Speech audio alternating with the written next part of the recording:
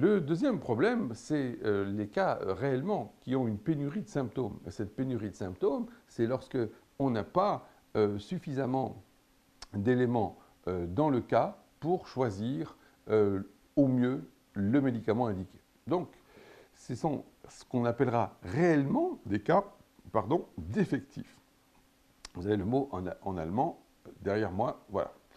Et ces cas défectifs, c'est le cauchemar de l'homéopathe. Vous vous doutez bien sûr que pour arriver à affronter un cas défectif, eh bien, sans avoir parfaitement maîtrisé l'organon, c'est simple, vous n'avez aucune chance, strictement aucune chance. Encore moins en barbouillant le malade de tas de médicaments, mais encore moins si vous ne comprenez pas ce que veut dire profondément la signification du fait d'être un cas défectif, c'est-à-dire que l'organisme n'arrive pas à produire des symptômes où les symptômes sont fixés à un endroit seulement. Et c'est ainsi qu'à leur tour, les cas défectifs vont être divisés en deux parties. On va avoir les affections internes et les affections externes. À partir de ces observations, Hahnemann est arrivé à construire un système tout à fait rationnel, raisonnable, cohérent, pour commencer à faire les observations qui ont fini avec Vitoulkas par les niveaux de santé. Bien sûr, entre-temps, je ne doute pas une seconde que Vitoulkas ait lui-même pris beaucoup de choses chez Künstli sans qu'il ne le dise tout le temps, et même peut-être jamais, mais c'est un autre problème. Toutefois, ce que vous avez besoin de comprendre maintenant, c'est que ça se divise en deux cas de figure qui vont de toute façon pour nous revenir au même. Ce sera les cas avec l'homéopathicité partielle. D'abord, le cas de figure où on n'a finalement pas assez de médicaments qui couvrent le cas, on n'a pas le médicament idéal par son homéopathicité.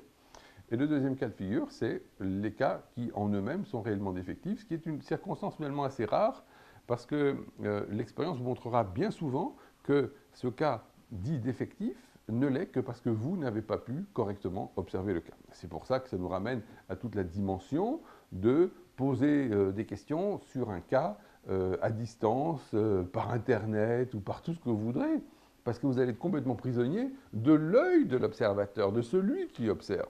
Et celui qui observe, ben, c'est juste là la qualité du médecin, la qualité de l'homéopathe compétent pour dire « Ok, j'ai été frappé par tel symptôme ».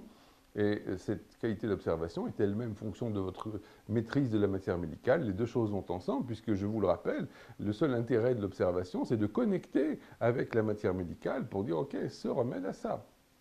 Alors, si vous voulez bien, le sujet d'aujourd'hui, ça va être les médicaments fragmentaires que j'espère arriver à venir au bout, mais on n'est pas non plus pressé, et je vous rassure, je n'ai pas l'intention de vous violenter.